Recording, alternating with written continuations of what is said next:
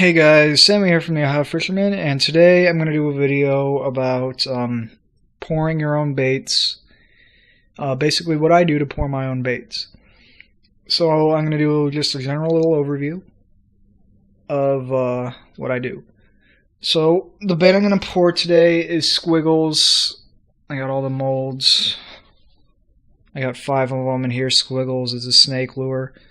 This one's not trimmed right now. It means there's some loose tags on it because I wanted to show you guys. I'll show you guys later a trimmed one versus an untrimmed one so you guys can get an idea of the finished product. But anyway, these are the molds. They are plaster of Paris molds, and what I did is I let the plaster to cure, and then I went back over and put Mod Podge all over them and let them dry, and that prevents the bait from sticking to the mold and also from getting air bubbles in it. I found that you get less air bubbles if you coat it with Mod Podge, which is just this stuff. You can get it at any craft store. The same craft store will probably carry plaster of Paris. So here's my cup of plastics. It's just leftover from other pours that I've done, just leftover plastisol. So I'm gonna put this in the microwave, let that cook for a little bit. And this is virgin plastisol. This is Alumisol, soft plastisol. That's what I use to make my baits. And but just for simplicity's sake, I guess, just not wasting it, I'm gonna use scraps because I've got a ton of scrap.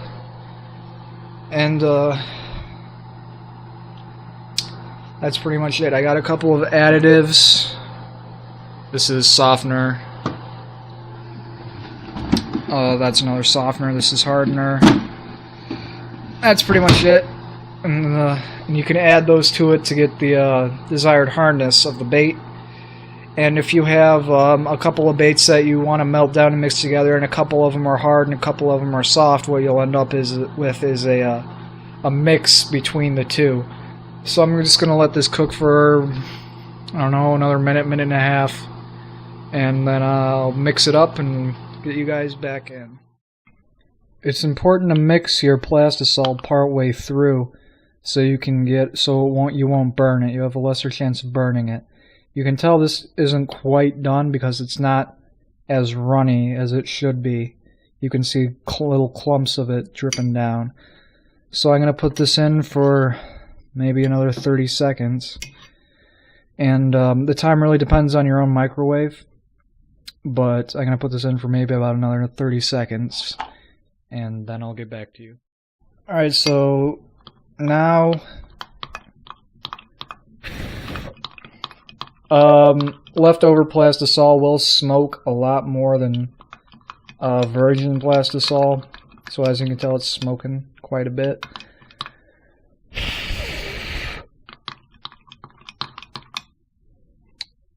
Appears to be. Is it ready to pour?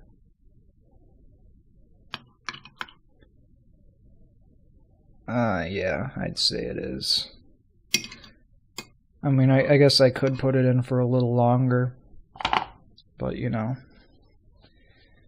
I don't really care because these are just going to be my own personal ones. So all you really do is grab your plastic and pour. I can't even see what I'm doing because I got the camera in the way, so this isn't going to be the best. But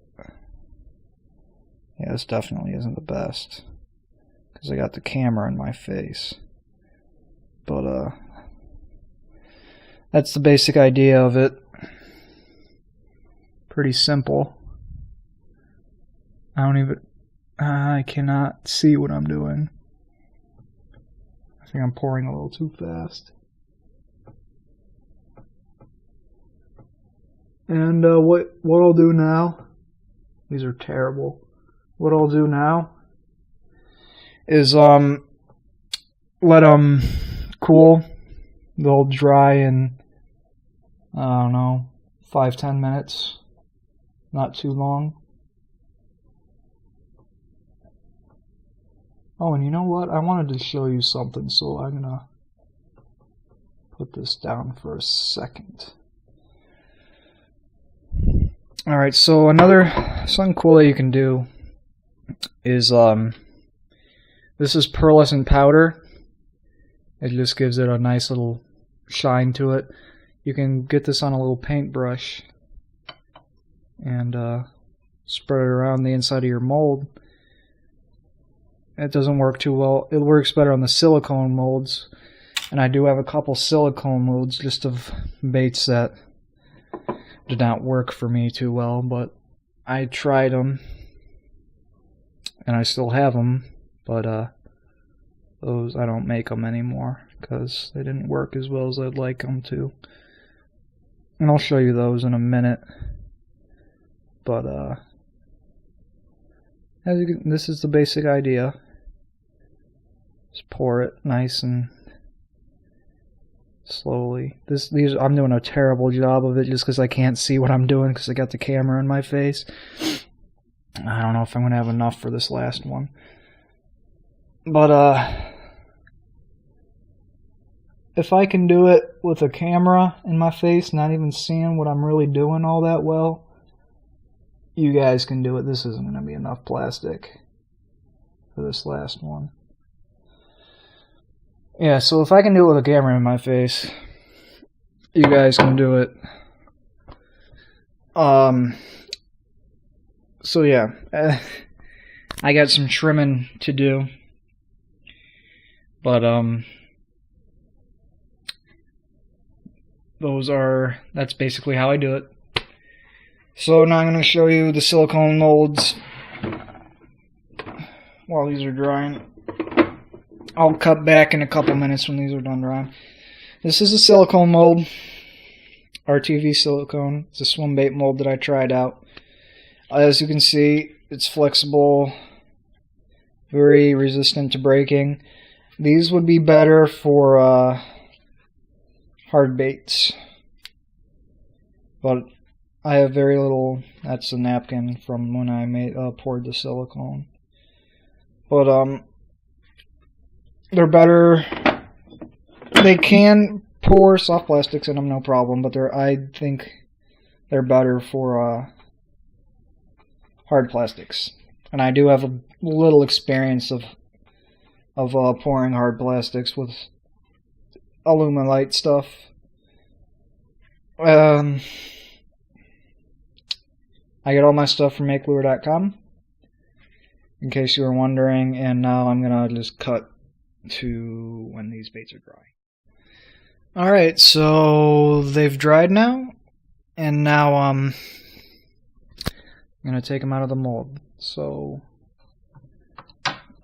they just peel right out. Nothing to it.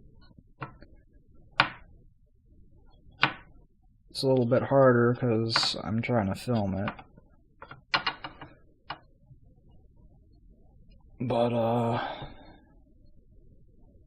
you get the basic idea. I'm only gonna do one of these. I'm gonna do one of these because it would be redundant. But here it is, the almost finished product. I just got to trim it up, and then this particular Squiggles would be ready for purchase if I was selling it. So I'm going to trim it up, and then I'm going to show you what it looks like after it's been trimmed, so you guys get an idea of what trimming bait will do. I almost forgot, this was the worm that I put the pearlescent powder on. You can kind of see it right here. Right there. It's got that nice shine to it. I typically like to just mix the powder in with the plastic, but because then you get that nice shine all over the bait, just like that. So now I'm going to trim it. So I'm going to show you guys one more thing before I end the video. Here's the one that I just poured, just me molded and just trimmed. And here's one that I did a while ago. And as you can see, when I just hold it like this, it wants to curve and form much more to what it was molded to than this. And that's because this plastic is still a little soft from how warm it is. And so what you want to do after you pour a bait is position it into the position that you want the bait to hold, how you want the bait to hold it, and then it will cure to that shape. You can see how much softer that is than this. And that's just simply because this bait was just poured. They have the same amount of softener in the mix. Well, a close amount of softener. And another thing is about the softener is if you're looking to get the baits to the plastic to pour easier, to get runnier, what you would have to do is add softener to it. That will make the plastic run more like water. It won't be anywhere close to how water runs, but it will definitely run be more runny, have a lesser viscosity is the scientific term. So that's how I make my baits. And I hope you guys found this video useful, or just learned something from it. So thanks for watching, and goodbye.